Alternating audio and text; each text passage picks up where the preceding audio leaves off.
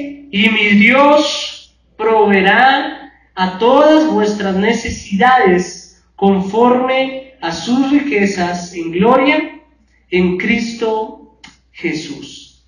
La razón por la cual Pablo les escribe estas palabras a los hermanos de Filipos es porque él es completamente consciente de la necesidad económica que ellos están pasando en ese momento. Ellos habían recogido la ofrenda que le entregaron a él de donde no tenían para enviársela porque sabía que él estaba en dificultades, pero para Pablo no era un secreto que ellos no tenían de dónde hacerlo y aún así ellos habían hecho el esfuerzo, habían recogido esas provisiones y se las habían enviado a Pablo. Entonces en este versículo nosotros podemos ver verdades muy evidentes y una de esas verdades es que es claro que los creyentes pasan por dificultades. Estas personas de esta iglesia eran cristianos que le habían de alguna forma entregado su vida a Cristo, por decirlo de alguna manera, en determinado momento de su vida. Aquellas personas que habían sido escogidas por Dios desde antes de la fundación del mundo, habían escuchado el Evangelio, habían respondido a él, se habrían volcado a Cristo y ahora estaban conformando una congregación que pasaba por dificultades económicas y quizás de otro tipo de índoles. Entonces, es claro que nosotros como creyentes, al igual que la iglesia de los filipenses, en determinados momentos de la vida podemos pasar por necesidades, ya sean necesidades físicas, ya sean necesidades financieras, ya sean necesidades de pronto emocionales, espirituales. Todos nosotros pasamos por esas circunstancias. Y cuando pasamos por esas circunstancias, ¿cómo reacciona uno? Uno siempre se preocupa, ¿verdad? Uno está de pronto afanado, está angustiado, está ansioso, y eso generalmente son los sentimientos que nosotros experimentamos y muchas veces nos es difícil controlarlos. Nos es difícil controlar el desespero que entra a nosotros cuando no tenemos provisión suficiente. Por lo tanto, todos nosotros necesitamos comprender lo que Pablo dice en este texto para la iglesia. Por eso yo quiero que en este día usted y yo veamos en este versículo una característica de Dios que usted y yo no podemos olvidar, y es que Dios es un Dios proveedor. Dios provee para su pueblo. Así que si quiere colocarle un título a la enseñanza de esta mañana, ese puede ser el título que describe lo que vamos a ver. Tenemos un Dios proveedor. ¿Ok? El versículo 19 comienza diciendo, y mi Dios proveerá. Otras versiones, como la nueva traducción viviente, creo que es, dice como el Dios que cuida de mí, cuidará de ustedes.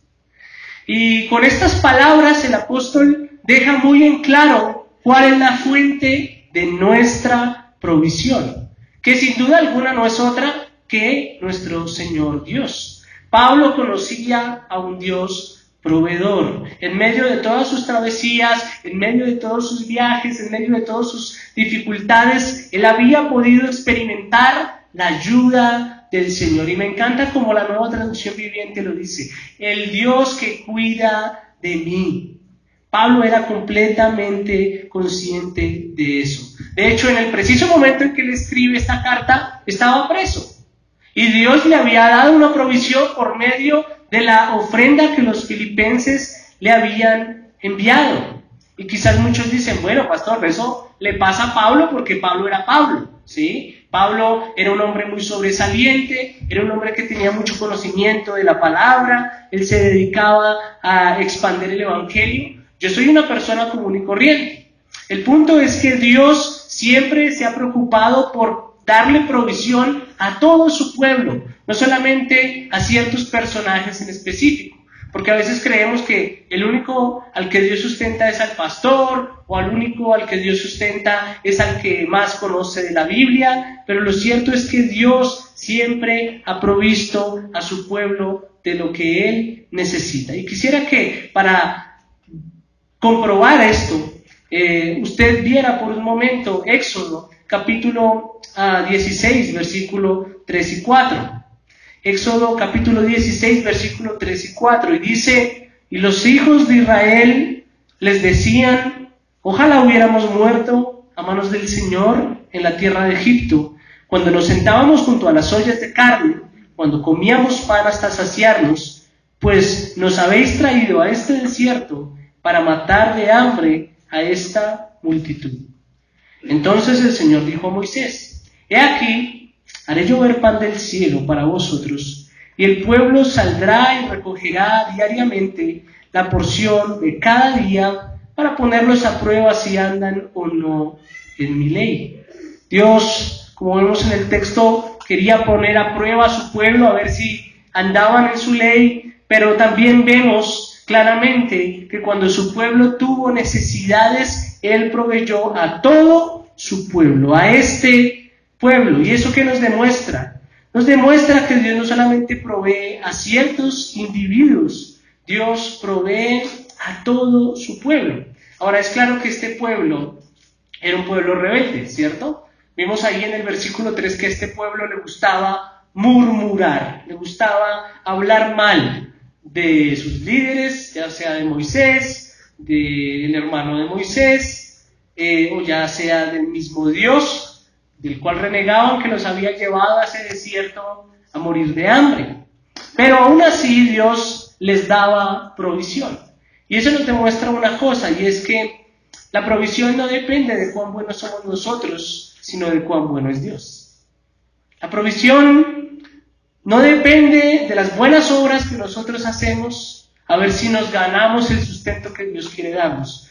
La provisión depende de la bondad de Dios. Así que la provisión que tú y yo recibimos, la recibimos no porque nos la hayamos ganado como un salario, sino porque el Señor en su infinita gracia y bondad ha decidido dárnosla. Él es la fuente de nuestra provisión. ¿Cuántos pueden decir amén a eso? Muy bien. Y estas palabras tienen una gran repercusión en nuestras vidas porque nosotros estamos acostumbrados a pensar que la fuente de provisión somos ¿quiénes? Nosotros mismos, ¿verdad? Estamos acostumbrados a pensar que lo que tenemos y lo que hemos obtenido lo hemos alcanzado porque nosotros nos lo propusimos, ¿verdad? Todo lo que tengo, todo lo que he logrado, lo logré en mis propias fuerzas. Nos parecemos un poquito a Nabucodonosor, el rey allá del Antiguo Testamento, que se sentía orgulloso de la ciudad de Babilonia que él había levantado, y Dios ya lo había llamado a arrepentirse y a creer que Dios estaba por encima de él, pero él veía a Babilonia y decía, esto lo levanté yo con mis propias manos, lo hice yo con mis propias fuerzas. Y lo que pasó con Nabucodonosor es que al final terminó arrastrándose como un animal, ¿verdad? Le crecieron las uñas, la barba, empezó a comportarse como un loco, para que él pudiera entender que Dios estaba por encima de él, y que todo cuanto él había levantado, lo había levantado porque Dios así lo había permitido. Así que nosotros tenemos que tener cuidado con creer que somos nosotros los que hemos alcanzado lo que tenemos. De hecho, el trabajo que nosotros tenemos, lo tenemos porque Dios así lo proveyó. La familia que tenemos, la tenemos porque Dios nos la dio. Los logros que alcanzamos, los alcanzamos porque Dios así lo permite. Así que tenemos que siempre tener cuidado de pensar que todo lo que hemos alcanzado, lo hemos alcanzado en nuestras fuerzas. Nosotros debemos pensar como Job. Creo que todos conocemos la historia de Job, el hombre del Antiguo Testamento. Job era un hombre próspero, ¿cierto? Tenía negocios, tenía una familia numerosa, tenía muchos bienes, y resulta que en un momento de su vida todas esas cosas le fueron arrebatadas, le fueron quitadas. Y miren lo que dijo Job allí en el libro de Job, capítulo 1, versículo 21. Miren las palabras que dice este hombre. Desnudo salí del vientre de mi madre y desnudo volveré allá. ¿El Señor qué? Dio. ¿Y el Señor qué? Quitó. Bendito sea el nombre del Señor. Esta es la manera en como un cristiano debe de pensar. Job tenía claro que todo cuanto había obtenido, que todo cuanto había alcanzado y todo cuanto había perdido también ¿Provenía de dónde? De Dios. Las palabras de Job no fueron como las palabras que muchos mencionan hoy en día. Tanto trabajo, tanto partirme la espalda para levantar este negocio, para levantar este local, para levantar esta empresa, para que al final todo se derrumbe o todo se acabe. Perdí mi tiempo, tanto tiempo trabajando en mi familia para que al final todo se derrumbara. Eso no fue lo que dijo Job. Más bien él reconoció a Dios como la fuente de todas sus provisiones. Así que el Señor dio, el Señor quitó, y al final Job podía bendecir el nombre de Dios. Entonces, cuando nosotros tenemos presente que la fuente de nuestra provisión es Dios, nosotros podemos descansar en Él. Cosa que no pasa cuando creemos que la fuente de provisión somos nosotros mismos. ¿Qué pasa cuando nosotros creemos eso? Bueno, ahí viene la angustia, viene la preocupación, viene la ansiedad, nos ponemos un poco tensos y hasta de mal humor. Así que creo que el objetivo que tiene Pablo con estas palabras es recordarles a la iglesia de Filipos y también a nosotros como creyentes cuál es la fuente de la provisión. Es Dios. En este caso incluso Pablo de alguna forma les dice que su fuente de la provisión no es Él, ¿cierto? No soy yo, no es el pastor que sembró esa iglesia.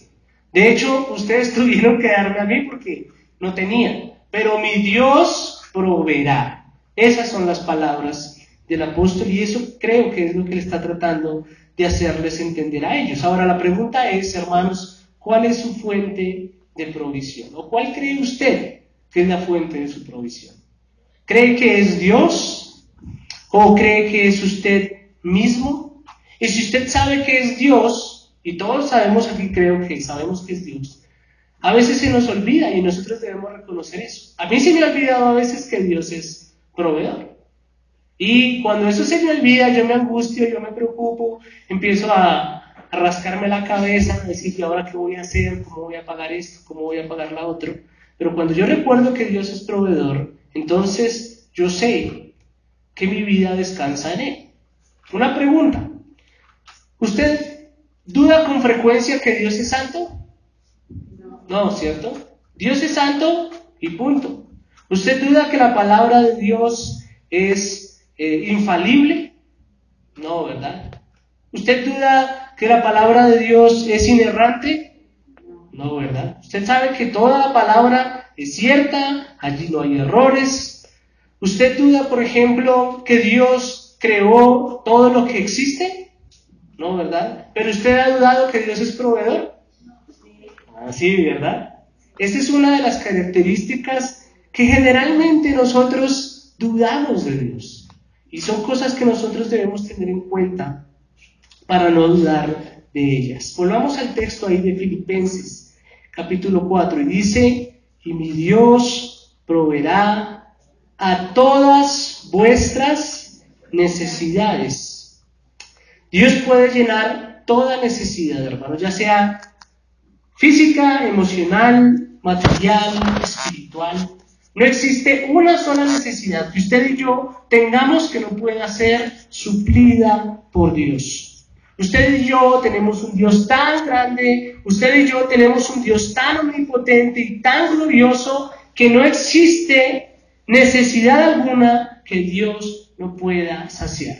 Si lo vemos desde la perspectiva bíblica, podemos ver que en el Antiguo Testamento, en el libro de Génesis, cuando Adán y Eva se encontraron desnudos, Dios les proveyó un vestido, les dio pieles para que ellos se vistieran, para tapar su vergüenza. Abraham deseaba un hijo, consideraba que necesitaba un hijo para que heredara sus bienes y también para que prolongara la familia, y Dios se lo proveyó. Claramente el propósito de Dios no solamente era proveerle, sino utilizar ese hijo para levantar una nación para él. Cuando Jacob necesitaba salir del desierto para no morir de hambre, ¿qué hizo el Señor? Los llevó a Egipto. Y cuando en Egipto los esclavizaron, ¿qué hizo el Señor? Los liberó de Egipto. Los sacó de allí, ¿verdad? ¿Para qué? Para que lo adoraran, para que lo exaltaran en el desierto. Eso es lo que dice Moisés.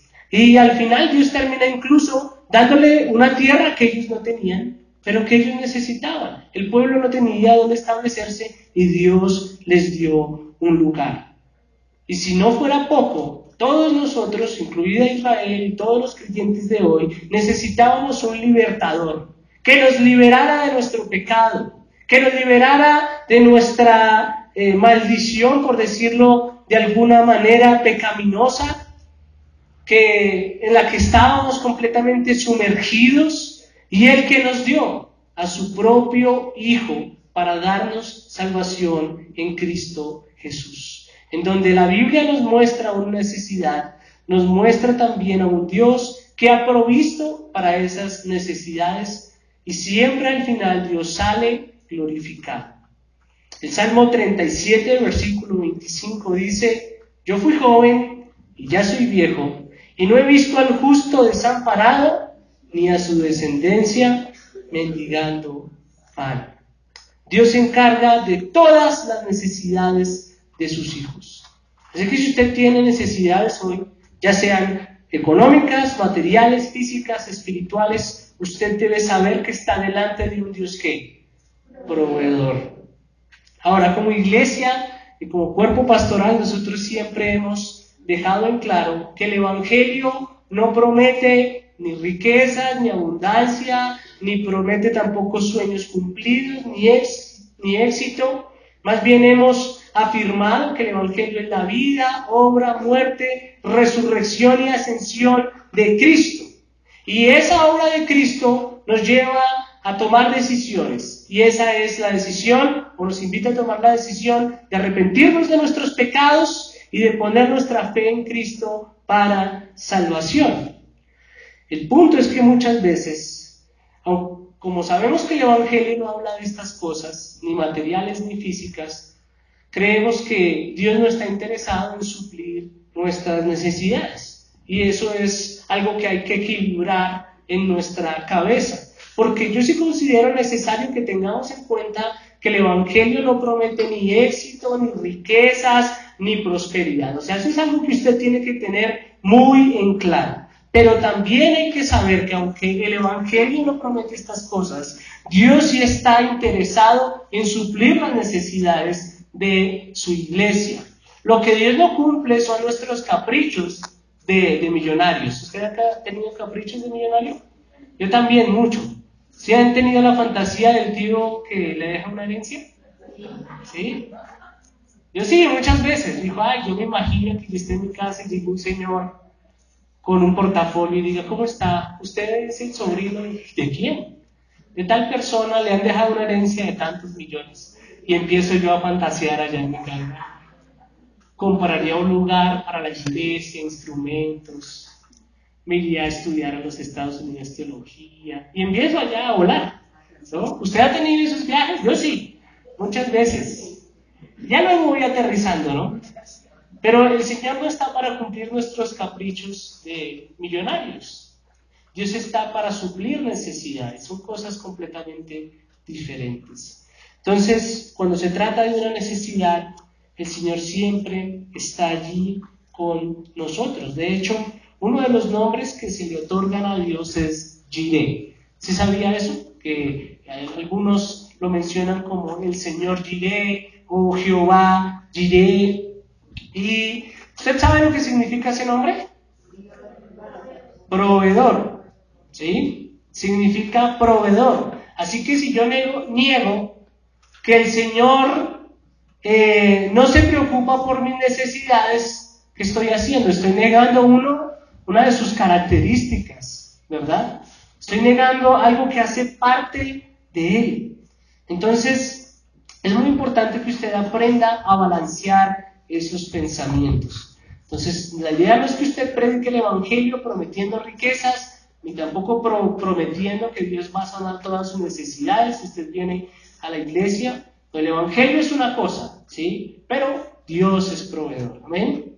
Entonces, cualquiera que sea la necesidad que tengamos, el Señor siempre puede proveer. La presencia de necesidades no es necesariamente ausencia de Dios. ¿Qué pasa? Antes uno decía, estoy pasando por escasez, estoy teniendo una época difícil, yo creo que Dios me abandonó. Yo creo que Dios no está conmigo.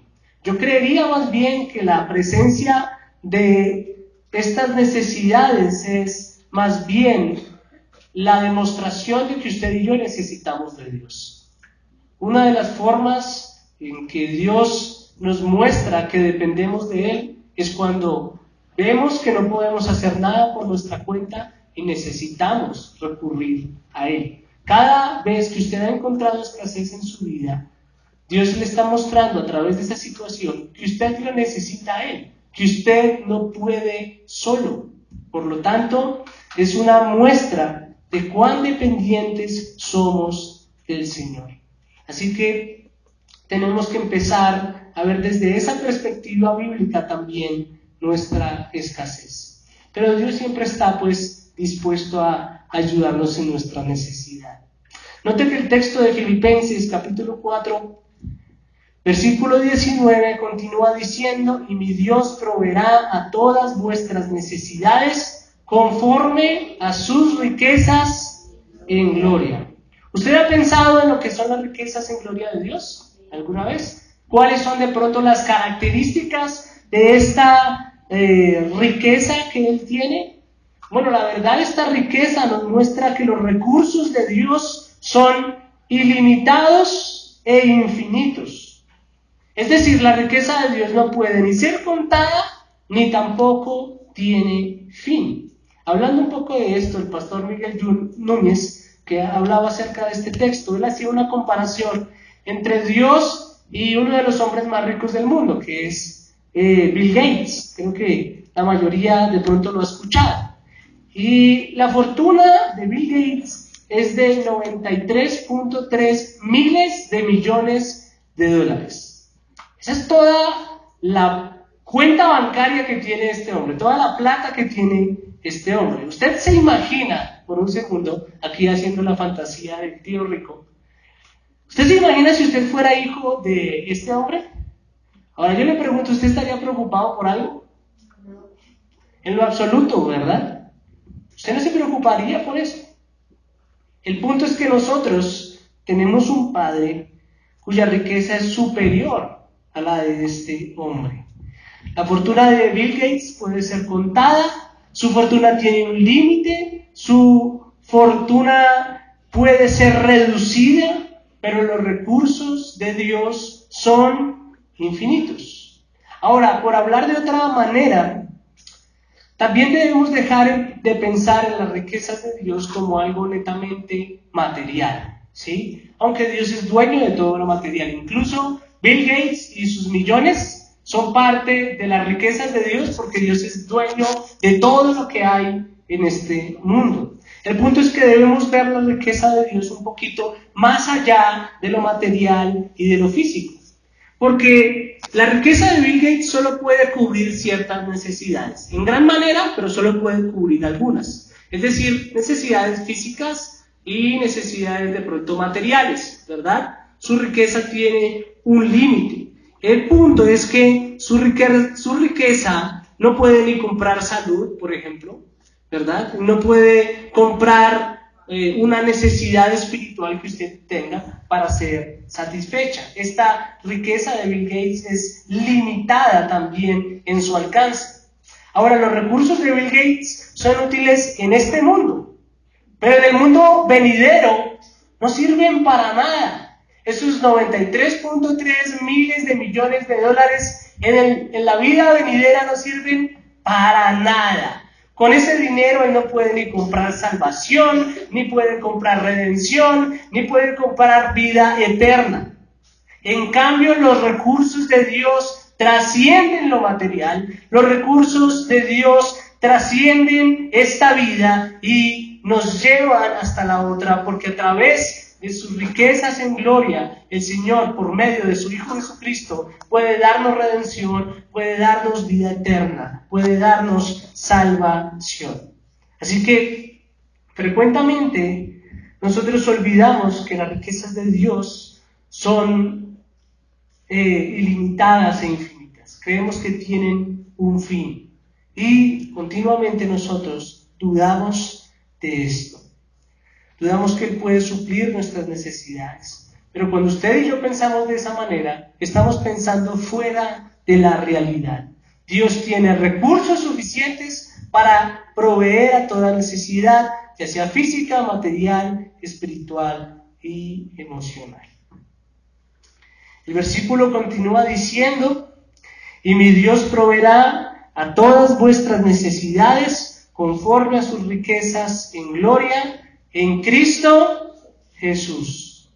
Estas riquezas en gloria son para los que están en Cristo Jesús. Dios está listo para satisfacer las necesidades de su pueblo, para satisfacer las necesidades de los que son sus hijos. Ahora yo quiero preguntarle, ¿usted sí está en Cristo? Usted puede decir como Pablo al principio del versículo: mi Dios, ¿es Cristo tu Dios? Porque estar en Cristo es algo necesario para ser parte de su pueblo. Y para poder estar en Él, nosotros debemos primero arrepentirnos de nuestros pecados y poner nuestra fe en Él para salvación. Ahora, el punto es que usted debe desear estar en Cristo, no para que Él supla sus necesidades, ¿verdad? Porque muchas personas dicen, o sea que para que Dios supla mi necesidad, yo tengo que estar en Él. Ese es el negocio. No, nosotros debemos buscar a Dios de una manera desinteresada. Se trata de desear estar en Cristo porque Cristo es nuestra mayor posesión, porque Cristo es nuestro mayor tesoro. Ahora, Pablo era un siervo completamente enamorado del Señor Jesús. Aproximadamente en esta carta de Filipenses, él menciona a Cristo unas 40 veces aproximadamente, no menos de 40 veces. Y esto demuestra que él era su mayor posesión, su mayor riqueza. En la misma carta, en el capítulo 3, en el versículo 8, miren lo que dice Pablo. Filipenses capítulo 3, versículo 8. Y aún más, yo estimo como pérdida todas las cosas en vista del incomparable valor de conocer a Cristo Jesús, mi Señor, por quien lo he perdido todo y lo considero como basura a fin de ganar a Cristo. Como ven, todas las cosas para Pablo eran irrelevantes al lado del enorme valor que tenía Cristo en su vida. Muchas veces las personas se acercan a Cristo de manera interesada para ver qué pueden sacar de Él. Quizás lo necesitan porque estando con Dios, muchas de sus necesidades han sido suplidas por las riquezas en gloria del Señor. Pero esas personas no vienen a Cristo por lo que Él es, sino que vienen a Cristo solo por lo que Él puede darles. Y el Señor siempre fue muy claro con las personas que se acercaban a Él con estas intenciones. Y yo quisiera mostrarle un caso que se da en la Biblia de personas que buscaban al Señor por interés, y está en el Evangelio de Juan, en el capítulo 6, del versículo 22 al 27. Quiero hacer lectura de este texto para que usted vea cómo ve el Señor a aquellas personas interesadas. Dice lo siguiente: al día siguiente, la multitud que había quedado al otro lado del mar se dio cuenta de que allí no había más que una barca y que Jesús no había entrado en ella con sus discípulos, sino que sus discípulos se habían ido solos. Vinieron otras barcas de Tiberia cerca del lugar donde habían comido el pan después de que el Señor había dado gracias. Por tanto, cuando la gente vio que Jesús no estaba allí, ni tampoco sus discípulos, subieron a las barcas y se fueron a Capernaum buscando a Jesús. Cuando le hallaron al otro lado del mar, le dijeron: Rabí, ¿cuándo llegaste acá? Y Jesús le respondió y dijo: en verdad os digo, me buscáis, no porque habéis visto señales, sino porque habéis comido de los panes y os habéis saciado.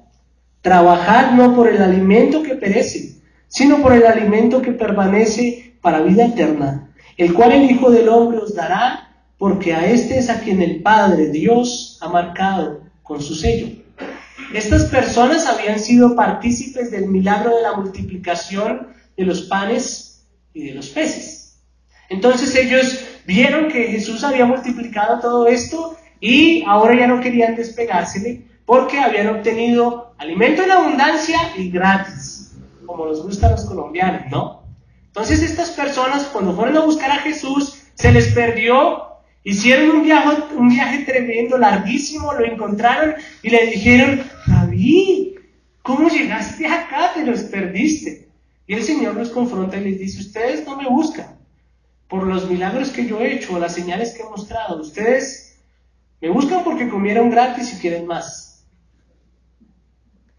Pero no busquen ese pan, busquen el pan de vida que soy yo. En esencia eso es lo que el Señor les dice. Así que, por esa razón, Cristo es nuestra posesión más valiosa. Y por esa razón Él debe ser nuestra posesión más valiosa. Allí en ese mismo capítulo de Juan, en el versículo 49 al 50, les dice: vuestros padres comieron el maná en el desierto y murieron.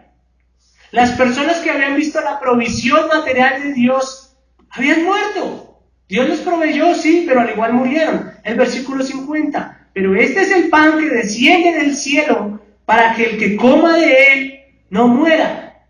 Mire, la mayor provisión que el Señor nos ha dado es a su propio Hijo. Él es nuestro mayor tesoro. Así que, hermano, la idea no es perseguir las provisiones. La idea es perseguir a Cristo.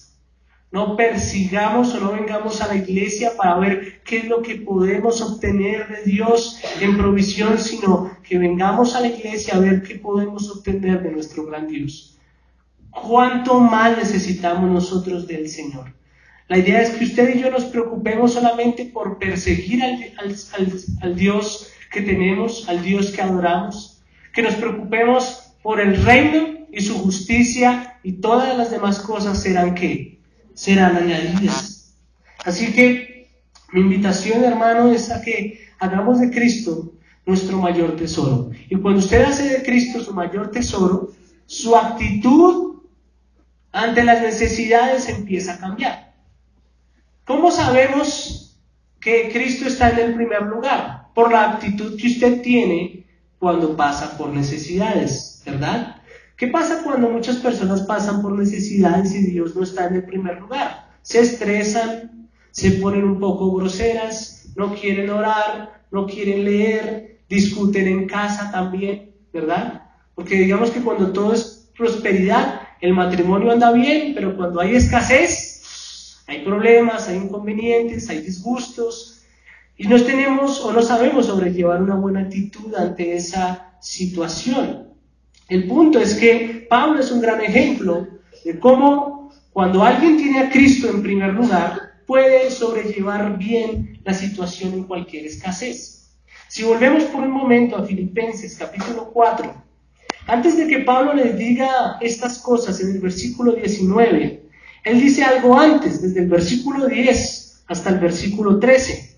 Miren lo que les dice: me alegré grandemente en el Señor de que ya al fin habéis reavivado vuestro cuidado para conmigo. En verdad, antes os preocupabais, pero os faltaba la oportunidad. No que hable porque tenga escasez, pues he aprendido a contentarme cualquiera que sea mi situación. Sé vivir en pobreza y sé vivir en prosperidad.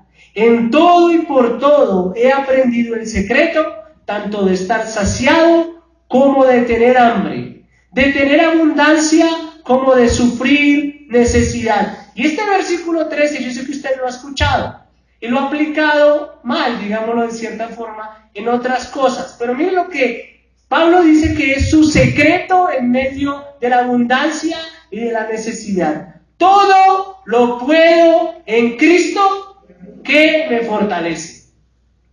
Antes veíamos ese versículo y decía: uy, toca alzar esa mesa, uy, todo lo puedo en Cristo que me fortalece, y yo no es cierto. Uy, toca ir a trabajar hoy, yo tengo sueño, pero todo lo puedo en Cristo que me fortalece. Pero cuando vemos el contexto del contexto de este versículo, de este texto, Pablo está hablando de que Cristo es su fortaleza y por lo tanto él sabe vivir en escasez y él sabe vivir en abundancia, él no se preocupa, Cristo es mi fortaleza. Hoy hay en abundancia, Cristo es mi fortaleza. Hoy hay escasez, todo lo puedo en Cristo que me fortalece. Él es mi fortaleza. Entonces, Pablo nos da aquí el secreto de su tranquilidad. Y él les dice, hermanos, ustedes me enviaron esta ofrenda, yo la necesitaba, se los agradezco, no habían tenido la oportunidad de enviarla, pero gracias por enviarla. Pero no lo digo porque la necesite, porque yo sé vivir en escasez y en abundancia. Dios es mi fortaleza, gracias por enviar a Epafrodito. Y al final es cuando les dice, completamente conscientes de su necesidad, las palabras que vemos en el versículo 19. Así que este texto nos ha enseñado, hermanos, que nosotros necesitamos confiar más en el Señor como nuestro Dios proveedor. Debemos de dejar la angustia a un lado, la desesperación a un lado y hacer de Cristo nuestro mayor tesoro para que podamos aprender a reaccionar ante estas situaciones. Debemos arrepentirnos por no confiar en el Señor como nuestro Dios proveedor. Si el Señor nos dio a su propio Hijo para cubrir todas nuestras necesidades, ¿cómo no se va a encargar Él de nuestras necesidades más pequeñas? Él se va a encargar de las necesidades de todos aquellos que están en Cristo Jesús. No de cumplir caprichos millonarios, sino de cubrir las necesidades que nos aquejan. Así que, iglesia, que la paz abunde en sus corazones, porque el Creador del cielo y de la tierra, que hizo llover maná para que su pueblo se alimentara, que hizo salir agua de una roca para que su pueblo saciara su sed, que convirtió el agua amarga en agua dulce para que el pueblo pudiera beberla, el mismo Dios que les dio codornices para que ellos se alimentaran, es el mismo Dios que está en medio de nosotros. Ese Dios que es nuestro mayor tesoro, Cristo, que suplió nuestra mayor necesidad, la necesidad de salvación. Así que, Iglesia Bíblica, Casa del Evangelio, nunca olvides estas sencillas palabras. Y mi Dios proveerá todas vuestras necesidades conforme a las riquezas en gloria en Cristo Jesús. Oremos.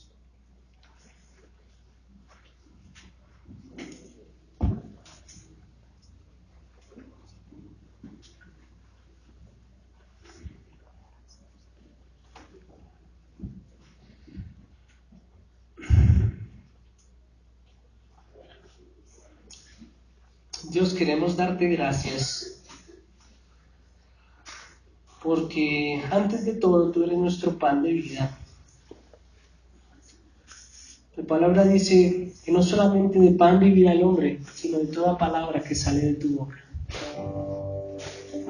Y con eso entendemos que la mayor necesidad de cualquier hombre, cualquiera que sea, ya sea una necesidad financiera, física, emocional o espiritual, por encima de todas necesidades, de esas necesidades hay una necesidad mayor, y es la necesidad del Dios que nos creó, del cual estábamos separados a causa de nuestro pecado,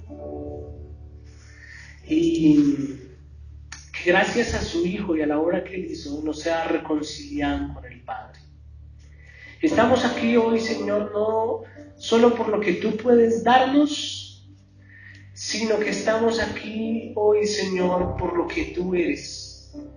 Aún hoy, cuando el mundo se junta para celebrar un deporte, nosotros nos juntamos para celebrar tu obra de salvación. Y hoy el tema central de este pasaje no somos nosotros. De hecho, el pasaje nos demuestra que ni somos fuertes ni somos suficientes, sino que estamos necesitados y requerimos ayuda. Hoy podemos glorificar tu nombre porque tú eres un Dios proveedor. Y nos proviste en primer lugar a tu Hijo para salvación. Ese es el mayor regalo que tú has podido hacernos. Nosotros estamos aquí gracias a la obra de tu Hijo Jesucristo.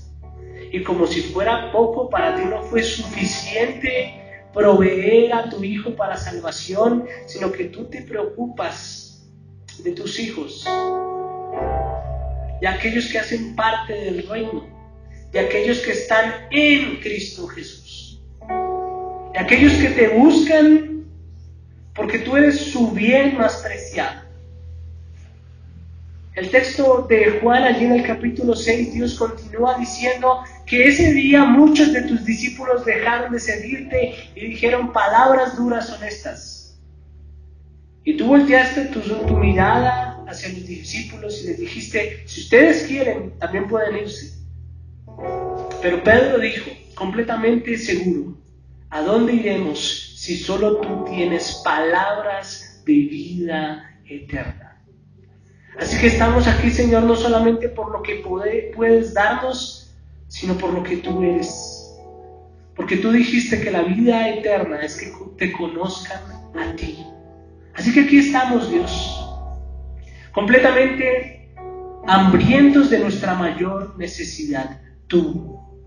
Y mientras nosotros ponemos nuestros ojos en ti, fijamos nuestra mirada en el autor y el consumador de la fe, tú te preocupas de todas nuestras necesidades.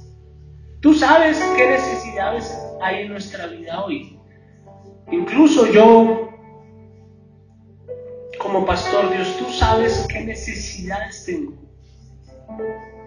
Y no me presento aquí hablando como si no tuviera ninguna necesidad. Tengo muchísimas, Dios, físicas y económicas en especial, pero tú, mi Dios, tú proveerás todas mis necesidades conforme a las riquezas en gloria para los que estamos en Cristo Jesús.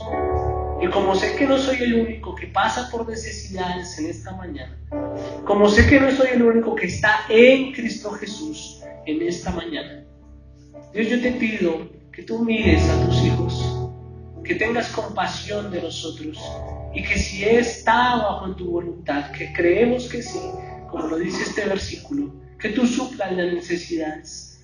Y si hay alguna necesidad que no es completamente suplida en este momento, ayúdanos a entender las razones por las cuales tú no has provisto para dicha situación. Porque cuando tú no provees, a lo que nosotros pedimos quizás es que no estamos pidiendo conforme a tu voluntad. Así que ayúdanos primero a conocer tu voluntad para pedir conforme a tu voluntad, porque tu palabra es clara. Tú respondes las oraciones que van conforme a tu voluntad. Así que creemos, Dios, y estamos convencidos de que eres nuestro Dios y de que tú, buen Dios, suplirás todas nuestras necesidades conforme a tus riquezas en gloria para los que estamos en Cristo Jesús. Amén y amén.